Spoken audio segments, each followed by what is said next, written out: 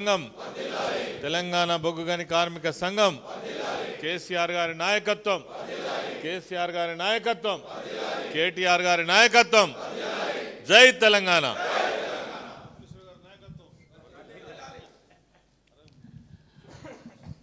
సభ అధ్యక్షులు మిర్యాల రాజిరెడ్డి గారు ఈరోజు తెలంగాణ బొగ్గు గని కార్మిక సంఘం యొక్క సెంట్రల్ కౌన్సిల్ సమావేశాన్ని నిర్వహించుకుంటున్న సందర్భంగా మన ఈ యొక్క సమావేశానికి విచ్చేసినటువంటి గౌరవ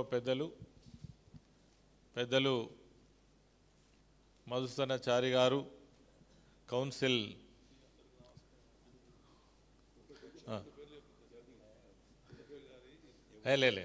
అట్లా కాదు అదేవిధంగా గౌరవ పార్లమెంట్ సభ్యులు అన్న ఉద్దిరాజు రవిచంద్ర గారు, మాజీ మంత్రివర్యులు, అదేవిధంగా ప్రస్తుత శాసన మండలి సభ్యులు ఎల్ రమణన్న గారు, పెద్దలు దివాకర్ రావు గారు, మాజీ శాసనసభ్యులు చిన్నయ్య గారు, అదేవిధంగా మాజీ కార్పొరేషన్ చైర్మన్ మిత్రులు రాకేష్ గారు, పెద్దలు మాజీ శాసనసభ్యులు గండ్ర రమణారెడ్డి గారు, మాజీ శాసనసభ్యులు రేగా కాంతారావు గారు, మాజీ శాసనసభ్యులు పుట్ట మధు గారు, మాజీ శాసనసభ్యురాలు సోదరిమణి హరిప్రియ నాయక్ గారు, మాజీ శాసనసభ్యులు కోరకంటి చందర్ గారు, అదేవిధంగా తెలంగాణ బొగ్గు గని కార్మిక సంఘానికి సంబంధించినటువంటి అధ్యక్షులు మిర్యాల రాజిరెడ్డి గారు, అదేవిధంగా కాపు కృష్ణ గారు, మిత్రులు సురేందర్ రెడ్డి గారు, మాదాసు రామూర్తి గారు, నూనె కొమరయ్య గారు, పర్లపల్లి రవి గారు, అదేవిధంగా బడికల సంపత్ కుమార్ గారు, మంగీలాల్ గారు, ప్రభాకర్ రావు గారు, సత్తయ్య గారు, వారితో పాటు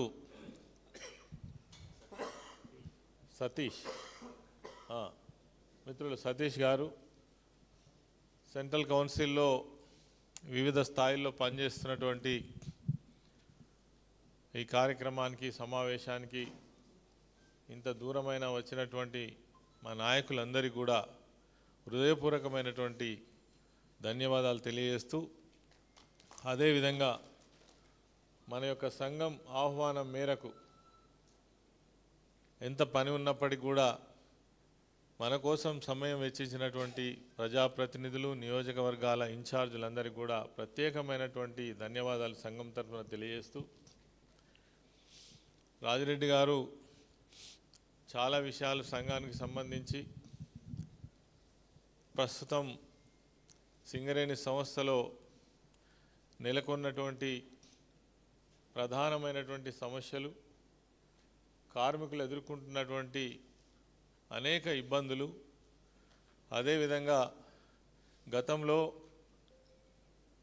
యూనియన్ గెలుపు కోసం అనేక విధాల వాగ్దానాలు చేసి గెలిచిన తర్వాత ముఖం చాటేసి ఈరోజు ఏమి చేయలేనటువంటి పరిస్థితులలో అనాథలుగా కార్మికులను విడిచిపెట్టినటువంటి మరి కేంద్ర కార్మిక సంఘాలైనటువంటి అధికారంలో ఉన్నటువంటి ఐఎన్టీసీ కావచ్చు, ఏఐటీసీ కావచ్చు, మరి వాళ్ళ యొక్క విధానం గురించి కూడా వారు చెప్పడం జరిగింది. సరే, తెలంగాణ బొగ్గు గని కార్మిక సంఘంగా వాళ్ళందరికంటే కూడా మనకు ఎక్కువ బాధ్యత ఉన్నది. ఈ సంఘం నిర్మాణమే ఒక ప్రత్యేకమైనటువంటి పరిస్థితులలో నిర్మాణం జరిగింది.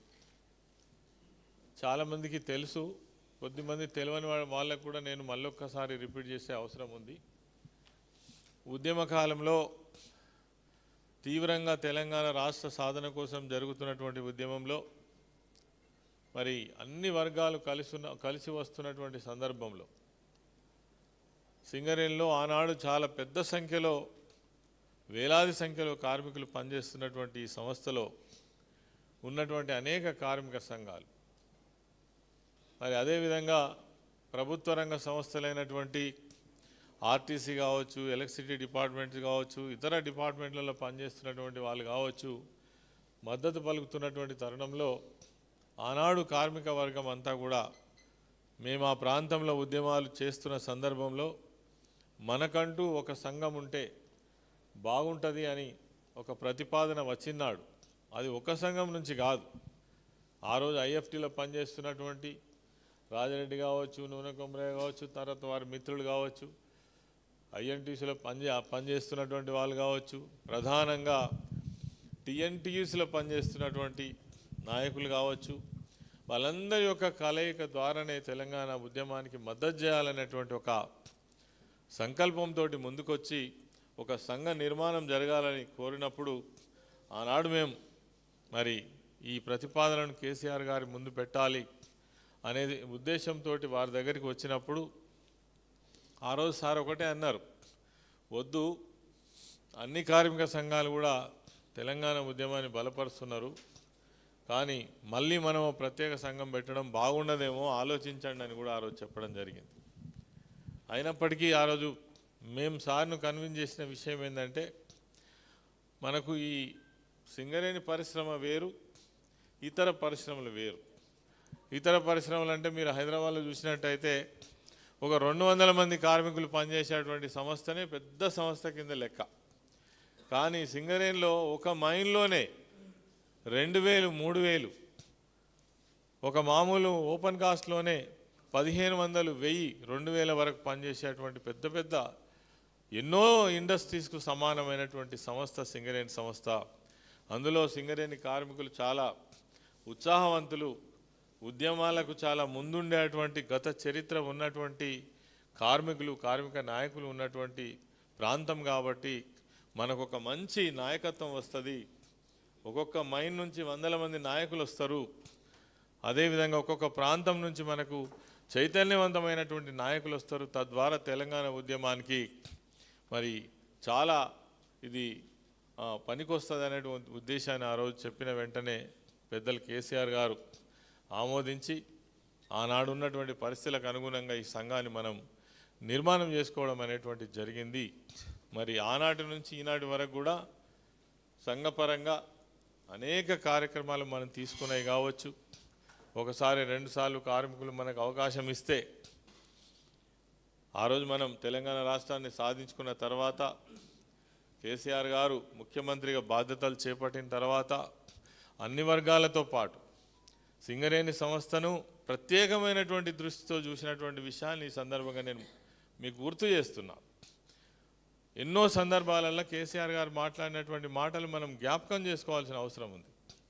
సింగరేణి కార్మికులు అంటే మామూలు కార్మికులు కాదు, అత్యంత శ్రమతో కూడినటువంటి పనులను చేసేటువంటి కార్మికులు సింగరేణి కార్మికులు. నిజంగా కూడా ఆ బాధ ఉండకూడదు, ఒక మనిషికి ఆ బాధ ఉండకూడదు. ఆ లోపలికి వెళ్ళి అంత కష్టతరమైనటువంటి పరిస్థితులలో తట్టమోసి బొగ్గును తీసుకొచ్చి నింపేటువంటి ఆ కష్టతరమైనటువంటి పని రానున్న కాలంలో ఉండకూడదు. వాళ్ళకు రాను రాను చాలా మంచి అవకాశాలు, వెసులుబాటు కల్పించాలి, సౌకర్యాలు కల్పించాలని చాలా సందర్భాలు మాట. దానికి అనుగుణంగానే కేసీఆర్ గారే ప్రత్యక్షంగా కార్మికులను కూర్చుండబెట్టుకొని 2-3 ప్రాంతాలలో, నాకు తెలిసి శ్రీరాంపూర్ ప్రాంతంలో ఒక పెద్ద సమావేశాన్ని నిర్వహించి అసలు కార్మికులు ప్రధానంగా ఇబ్బంది పడుతున్నటువంటి సమస్యలు ఏంటి, మనం ఏం చేస్తే వీళ్ళను సంతోషంగా ఉంచవచ్చు. తెలంగాణ ఉద్యమంలో వీళ్ళు 45 రోజుల పాటు సమ్మె, 35 రోజుల పాటు సమ్మె నిర్వహించి ఆ రోజు ఇంత మన కోసం, ఉద్యమం కోసం ఇంత గట్టిగా నిలబడ్డటువంటి కార్మిక వర్గం. అంతేకాకుండా తెలంగాణ ప్రాంతంలో అతిపెద్ద పరిశ్రమ అయినటువంటి బొగ్గు ఉత్పత్తి చేసేటువంటి సింగరేణి సంస్థను కాపాడాల్సిన అవసరం ఉంది, దాన్ని లాభాల బాటలోకి తీసుకురావాల్సిన అవసరం ఉంది. అదేవిధంగా అందులో పనిచేస్తున్నటువంటి కార్మికులకు అనేక సౌకర్యాలు కూడా కల్పించాల్సినటువంటి అవసరం ఉందనేటువంటి ఒక మంచి సదుద్దేశంతో మీ దగ్గరికే వచ్చి మాట్లాడి మీ సమస్యలను పరిష్కరిస్తా అని చెప్పి ఎన్ని సమస్యలు పరిష్కరించిందో కేసీఆర్ గారు మీ అందరికీ తెలుసు. ఎప్పుడో పోయినటువంటి డిపెండెంట్ ఎంప్లాయ్మెంట్ పునరుద్ధరించడం ద్వారా ఇలా ప్రత్యక్షంగానేమో ఒక 15,000 మంది, పరోక్షంగా ఒక 4,000 మంది, అంటే 19,000 మంది కార్మికులకు ఉద్యోగ అవకాశాలు కల్పించడమే కాకుండా గతంలో ఉన్నటువంటి ప్రభుత్వం పెండింగ్లో పెట్టినటువంటి 3,200 మంది ఏదైతే మరి మెడికల్ అన్ఫిట్ అయ్యి కూడా ఉద్యోగాలు ఇవ్వకుండా సంవత్సరాల తరబడి పెండింగ్లో పెట్టినటువంటి ఒక్క మాటతో పరిష్కారం చేసినటువంటి విషయాన్ని మనం ఈ సందర్భంగా గుర్తు చేసుకోవాలి. ఇటువంటి చాలా విషయాలు మీకు తెలంగాణ ఇంక్రిమెంట్ కావచ్చు, 35 రోజుల పని దినాలకు వేతనం కావచ్చు, అక్కడ వేలాది మంది కార్మికులు నివాస స్థలాలలో ఇండ్లు వేసుకున్నటువంటి వాళ్ళకు రెగ్యులరైజ్ చేయడం కావచ్చు, ఉచిత కరెంటు కావచ్చు, సింగరేణి కార్మికుని యొక్క కళ ఎప్పుడైనా ఇల్లు కట్టుకుంటే ఒక 10 లక్షల రూపాయలు ఒక దగ్గర జమ చేసుకొని ఉంచేటువంటి పరిస్థితి సింగరేణి కార్మికులకు ఉండదు. మరి వాళ్ళు ఇల్లు కట్టుకుంటా అంటే వడ్డీ లేకుండానే ఒక 10 లక్షల రూపాయలు వాళ్ళకు రుణం ఇచ్చేటువంటి అనేక సౌకర్యాలు, నేను కొన్ని మాత్రమే చెప్తున్నా, మా సంఘ నాయకులకు మాత్రం ఇంకా పూర్తి విషయాలు తెలుసు.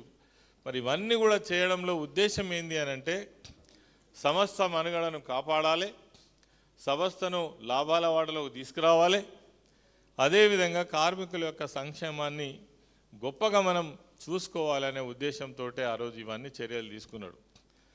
లాభాలు అనగానే గుర్తుకొస్తున్నది, లాభాల వాటా ఎక్కడి నుంచి ఎక్కడికి వచ్చినా మనం 16% ఉన్నటువంటి లాభాల వాటా మనం దిగిపోయిన నాటికి 32% చేసినటువంటి ఘనత కేసీఆర్ గారు. ఏదైనా అడగకముందే సింగరేణి కార్మికులు అంటేనే అమితమైన ప్రేమ కేసీఆర్ గారికి. ఎందుకనంటే నేను ఇందాక చెప్పినటువంటి అనేక విషయాలు. మరి ఈ పరిస్థితులలో మనం ఉన్నంతకాలం, సంఘం అధికారంలో ఉన్నంతకాలం, కేసీఆర్ గారు ప్రభుత్వంలో ముఖ్యమంత్రిగా ఉన్నంతకాలం బ్రహ్మాండంగా కార్మికులకు ఏం కావాలంటే అవి చేయగలిగినాం. కానీ ప్రస్తుతం ఉన్నటువంటి పరిస్థితులలో మనం అధికారంలో లేం, అదేవిధంగా సంఘం కూడా అధికారంలో లేదు. మరి ఈరోజు ఒక ప్రత్యేక పరిస్థితులను మనం ఎదుర్కొంటున్నాం. ఇలా ఉన్నటువంటి ప్రభుత్వం కూడా అన్ని వర్గాలకు వ్యతిరేకంగానే నిర్ణయాలు తీసుకుంటున్నది. రైతు వ్యతిరేక ప్రభుత్వం, కార్మిక వ్యతిరేక ప్రభుత్వం, ఉద్యోగుల వ్యతిరేక ప్రభుత్వం, విద్యార్థుల వ్యతిరేక ప్రభుత్వం, నిరుద్యోగుల వ్యతిరేక ప్రభుత్వం, ఏ ఒక్క వర్గానికి కూడా అనుగుణంగా నిర్ణయాలు తీసుకున్నట్టుగా ఈ ప్రభుత్వం యొక్క వ్యవహారం మనకు కనబడతలేదు. అందులో సింగరేణి కార్మికులు కూడా ఆ రోజు ఎంతో ఉదారంగా మరి డిపెండెంట్ ఎంప్లాయ్మెంట్కు సంబంధించినటువంటి విషయంలో నెలకు 3 సార్లు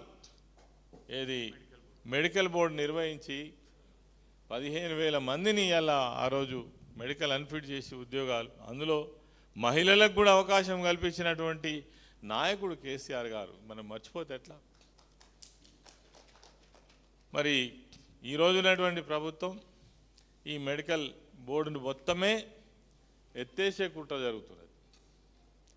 అదిగాక ఇంకా కొత్త విషయాలు ఏం తెలుస్తున్నాయనంటే, ఆ రోజు గోల్డెన్ హ్యాండ్ షేక్ పెట్టినటువంటి విధానం, ఎవరైతే చంద్రబాబు నాయుడు గారు 2020 విజన్ ద్వారా ఏందో సాధిస్తా అని చెప్పేసి ఆ రోజు నాకు తెలిసి నేను ఉద్యోగం చేస్తున్నటువంటి సమయంలో 1,21,000 మంది కార్మికులు ఉండే. ఆయన ఈ ఆలోచన చేసినాడు కూడా 1,12,000 మంది కార్మికులు ఉండేది. అప్పుడు ఈ విజన్ 2020 ద్వారా గోల్డెన్ హ్యాండ్ షేక్ తీసుకువచ్చి సగం మంది కార్మికులను తీసేసినటువంటి చరిత్ర వాళ్ళది. దాదాపు 60,000 మంది కుదించారు. ఇది అంతటితో ఆకుండా ఎక్కడికి వచ్చింది? ఇలా 40,000 మందికి వచ్చినామా? మొన్నటిదాకా 42 ఉండే, 40 అయింది, ఇప్పుడు 38 అయింది. అంటే సంస్థ మనుగడ అగమ్య గోచరంగానే కనబడుతున్నది, ప్రమాదంలో ఉన్నది. సరే, మన సంఘం ఎంతవరకు దాన్ని ప్రొటెక్ట్ చేయాలి, ఎంతవరకు కాపాడుకోవాలో మన బాధ్యత ఇది. కానీ ఉన్నటువంటి ప్రభుత్వ విధానాలు కూడా మనం చూసినట్టయితే సింగరేణి సంస్థ అనేటువంటిది ఇలా వాళ్ళకు ఒక ఏటీఎం లాగా అయిపోయింది. ఎవడు చూడు సింగరేణి సంస్థనే వాడుతున్నాడు. మనకు చాలా ఉదాహరణలు ఉన్నాయి. ఎవరో ఆయన మెస్సీ వస్తే 10 కోట్ల రూపాయలు సింగరేణి సంస్థ పైసలు వాడొచ్చినా ఉత్తపుణ్యానికి ఉన్నామా? మనకు సౌకర్యాలు పెంచే విషయంలోమో అనేక విధాలుగా ఆలోచిస్తారు. తర్వాత ఈ నైని కోల్ బ్లాక్ మన సంస్థకు సంబంధించింది. ఎవరికో కట్టబెట్టేందుకు ఒక నిబంధన తీసుకొచ్చి దానికి సైట్ విజిట్ సర్టిఫికెట్ అని పెట్టి ఆ సర్టిఫికెట్ ద్వారా స్వయాన ముఖ్యమంత్రి బావమరిదికే మరి ఆ టెండర్ను కట్టబెట్టేటువంటి పరిస్థితి, ఓబీ టెండర్లన్నీ కూడా వాళ్ళ బంధువులకే పోయే పరిస్థితి కనబడుతున్నది. అంటే సంస్థ మనగడనే ప్రమాదంలో ఉన్నది అని చెప్పకనే చెప్పొచ్చు. ఇప్పటికే చాలా ఉదాహరణలు ఉన్నాయి. మనం వీటన్నిటిపైన స్పందించాల్సిన అవసరం ఉంది. మా అందరి ప్రజాప్రతినిధుల యొక్క సహకారం ద్వారా వీటన్నిటిపైన స్పందించాల్సిన అవసరం ఉన్నది. ఏది ఉదాహరణకు పవర్ ప్రాజెక్ట్ ఉన్నది, ఏంటంటే జైపూర్ పవర్ ప్రాజెక్ట్ ఏదైతే ఉందో మన ప్రభుత్వం హయాంలో ఆ పవర్ ప్రాజెక్ట్ నిర్మాణం చేయడానికి 8,500 కోట్ల ఎస్టిమేషన్. వాళ్ళ అధికారంలోకి రాగానే 1,000 కోట్లు పెరుగుతుందా? ఇది కుంభకోణం కాకపోతే దీన్ని ఏమంటారు మనం? 9,500 కోట్లకు పెంచినటువంటి చరిత్ర కాంగ్రెస్ ప్రభుత్వానికి. అదేవిధంగా మీరు వాడే డెటోనేటర్స్ కావచ్చు, అదేవిధంగా ఓబీ కాంట్రాక్ట్స్ కావచ్చు, రోజు రోజుకు ప్రైవేటైజేషన్ అయిపోతూనే ఉన్నది. ఈరోజు నాకు తెలిసినంత వరకు 36,000 మంది కార్మికులు కాంట్రాక్ట్ సిస్టంలో వచ్చేసారు. బొగ్గు కూడా వాళ్ళే దవ్వుతున్నారు, బ్లాస్టింగ్ కూడా వాళ్ళే చేస్తున్నారు. ఇక కేవలం ఒక ప్రేక్షక పాత్ర వహించే పరిస్థితిలో ఇవాళ సింగరేణి సంస్థ ఉన్నది. ఇది రోజు రోజుకు ఇంకా క్షీణదశకే వెళ్ళిపోతుంది. కాబట్టి దీన్ని పరిరక్షించే బాధ్యత కూడా మన మీద ఉన్నది, కొట్లాడే బాధ్యత మన మీద ఉన్నది. తెలంగాణ రాష్ట్రాన్ని సాధించినటువంటి ఒక పార్టీగా మన నాయకుడైనటువంటి కేసీఆర్ గారి నాయకత్వంలో ఈ సంస్థ యొక్క పరిరక్షణ మనందరి బాధ్యత కూడా తీసుకోవాల్సిన అవసరం ఉంది. అల్లాటప్ప విషయం కాదు. చాలామంది పెద్దవాళ్ళు ఉన్నారు, మాకేందా 4 రోజులు ఉద్యోగం చేసినాం ఇక దిగిపోతాం, ఇక ఉన్నోని సంగతి కాదు. మనం పుట్టి పెరిగిన ఉద్యోగం చేసి 20-30 సంవత్సరాలు ఈ సంస్థ ద్వారా అన్నం తిన్నటువంటి ఈ సంస్థను మనం ఎట్టి పరిస్థితుల్లో మర్చిపోవడానికి లేదు. నేను కూడా 26 సంవత్సరాలు ఈ సంస్థలో కార్మికులుగా పనిచేసినటువంటి వాడిని, ఎన్నడూ కూడా మర్చిపోం. కాబట్టి ఇవన్నిటిపైన కూడా మనం దృష్టి సాధించాల్సిన అక్కర ఉన్నది. దానికోసం ఒక బలమైన సంఘంగా మనము నిర్మాణం జరగాల్సి ఉంది. నిర్మాణం ఆల్రెడీ ఉంది, బ్రహ్మాండమైనటువంటి సపోర్ట్ ఉన్నది మనకు. ఇవాళ అంటే 10 నియోజకవర్గాల ప్రజాప్రతినిధులు ఇలా మనం పిలిస్తే మన ఆహ్వానం మేరకు వచ్చిండ్రు. రేపు ఎప్పుడంటే అప్పుడు మనకు వాళ్ళ అండదండలు ఉంటాయి. దానికి తోడు బీఆర్ఎస్ పార్టీ పూర్తి స్థాయిలో మనకు అండదండలు ఉంటాయి. కేసీఆర్ గారి ఆశీర్వాదం, కేటీఆర్ గారు ఈరోజు మన సమావేశానికి ఖచ్చితంగా రావాల్సి ఉండే, వారిచ్చినటువంటి సమయమే ఇది, వారిచ్చినటువంటి ఆదేశాల మేరకే మిమ్మల్ని అందరినీ కూడా ఇక్కడికి పిలవడం జరిగింది. కానీ మొన్న 2 రోజుల పాటు తీవ్రమైన ఎండల్లో వారు తిరగడం వల్ల చాలా కొంచెం అలసిపోయి దాదాపు తీవ్రమైన జ్వరంతో ఉన్నాడు. వచ్చే ప్రయత్నం చేసినప్పటికీ కూడా రాలేని పరిస్థితులలో ఆయన పిఏ చెప్తుండే తిరుపతి పోదాంరా ఖచ్చితంగా అని అన్నాడు. కానీ అబ్బో వీలయ్యేటట్టు కనబడతలేదు, చాతనైతే లేదు, చెప్పురా మనోళ్ళకు, వాళ్ళు చేసుకుంటారా లేదా ఇంకోసారి పెడదామంటే మనం 3 monthsకి ఒకసారి మన సమావేశం తప్పకుండా నిర్వహించుకోవాలి, కొన్ని విషయాలు మాట్లాడుకోవాలి. కాబట్టి ఈ మీటింగ్ను మనం కంటిన్యూ చేస్తున్నాం. మళ్ళీ తొందరలోనే ఒక నెల 15 రోజుల లోపలనే కేటీఆర్ గారి సమక్షంలో మళ్ళీ కూడా ఈ సమావేశాన్ని ఇక్కడనే నిర్వహించుకొని చాలా అంటే పకడ్బందీ నిర్ణయాలు కూడా మనం తీసుకోవడం జరుగుతుంది. ఈ లోపల నేను చెప్పే విషయం ఒకటే, గతంలో మనం ప్రభుత్వంలో ఉన్నాం కాబట్టి ఏం చేసినా నడిచింది. ఇప్పుడు కూడా అప్పుడు యూనియన్ కూడా మనం గెలిచి ఉన్నాం కాబట్టి ఏం చేసి నడిచింది, అట్లా కాదు. నాయకులకు నేను కోరేటువంటిది ఒక్కటే, నాయకులు అంటేనే కొంత సేవాభావం, కొద్దిగా త్యాగనిరతి, అవసరం వచ్చినప్పుడు పట్టుదలతో కార్మికుల పక్షాన నిలబడి మాట్లాడి కొట్లాడేటువంటి లక్షణాలు మనకు తప్పకుండా ఉండాలి. ఉన్నాయి కాబట్టినే ఇక్కడ దాకా వచ్చినాం. రేపు రానున్నటువంటి కాలంలో కూడా ఏదో మామూలుగా బాధ్యతలు చాలామందికి ఉంటాయి. చిన్న బాధ్యతను కూడా బ్రహ్మాండంగా నిర్వహించి గొప్ప నాయకుడు అనిపించుకునేటువంటి నాయకులు చాలామంది ఉంటారు. ఆయనకు చిన్న పదవి ఉంటుంది, అబ్బా ఈయన గా స్థానంలో ఉంటే మంచిగుండురా అని అనుకునే పరిస్థితి తీసుకురావాలి. ఆ విధంగా మనం పనిచేస్తే తప్ప రేపు మనం అనుకున్నట్టు రేపు ఎలక్షన్లలో కార్మిక వర్గం బాగానే ఉంది, రేపు మనం గెలుస్తాం, ఇలా వాయిస్ బాగానే ఉంది అని అనుకుంటున్నాం కదా. ఇప్పుడున్నటువంటి ప్రభుత్వం, ఇప్పుడున్నటువంటి ముఖ్యమంత్రి వాళ్ళేమో మామూలు మనుషులు కాదు. వాళ్ళకు తగ్గట్టుగానే మనం పనిచేయాల్సిన బాధ్యత కూడా ఉన్నది. ఎన్ని రకాల ప్రయత్నాలు చేస్తారో చూడండి మీరు కావాలంటే. దానికి తగ్గట్టుగా మనం నిలబడి కొట్లాడగలిగే ఆ పరిస్థితి ఉండాలి. కాబట్టి ఏ మైన్ వాళ్ళు ఆ మైన్కు, ఏ షిఫ్ట్ వాళ్ళు ఆ షిఫ్ట్కు, ఏ డిపార్ట్మెంట్ వాళ్ళు ఆ డిపార్ట్మెంట్కు, ఎక్కడోళ్ళక్కడ సరిగ్గా పనిచేస్తే ఆ గ్రిప్ మనకు వస్తే రేపు ఎన్ని ఎలక్షన్లు వచ్చినా మనం విజయం సాధించవచ్చు. కానీ ఉన్నవా అంటే ఉన్నా, పిలిస్తే మీటింగ్ పోయినావా అంటే పోయినాం, మాట్లాడినామంటే మాట్లాడినాం, వచ్చినామంటే అట్లా కాదు. ఒక బాధ్యత, ఒక పట్టుదల. ఇక మనకు కొద్దిగా సమయం ఉన్నది. ఆ లోపల కేటీఆర్ గారు మళ్ళొక్క మీటింగ్ తీసుకుంటారు. ఇక మన ప్రజాప్రతినిధులు అందరి సహాయ సహకారాలు ఉంటాయి. అయినప్పటికీ ప్రధానమైన బాధ్యత ఎవరిది అని అంటే అక్కడ ఉన్నటువంటి డివిజన్ వైస్ ప్రెసిడెంట్. ఆ డివిజన్లో మంచి జరిగినా చెడ్డ జరిగినా నీదే బాధ్యత కదా. డివిజన్ వైస్ ప్రెసిడెంట్ అంటే ఎంత బాధ్యత కలిగిన పోస్ట్ అది.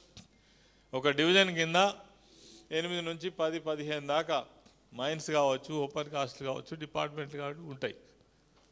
మరి ఆయన ఎంత గొప్పగా పనిచేస్తే ఆ డివిజన్ అంత బాగుంటుంది. డివిజన్ వైస్ ప్రెసిడెంట్లతోటి నా ప్రత్యేకమైనటువంటి విన్నపం, మీరు బాగా పనిచేస్తేనే డివిజన్ మంచిగా ఉంటుంది. మీ కింద ఉన్నటువంటి ఫిట్ సెక్రటరీలు ఎవరైతే ఉన్నారో ప్రధానమైనటువంటి నాయకులు వాళ్ళు, ఆయన మంచిగా ఉంటేనే ఆ ఫిట్ మంచిగా ఉంటుంది. ఆయన మంచిగా పనిచేస్తేనే ఆ ఫిట్లో మనం మంచిగా ఉంటాం.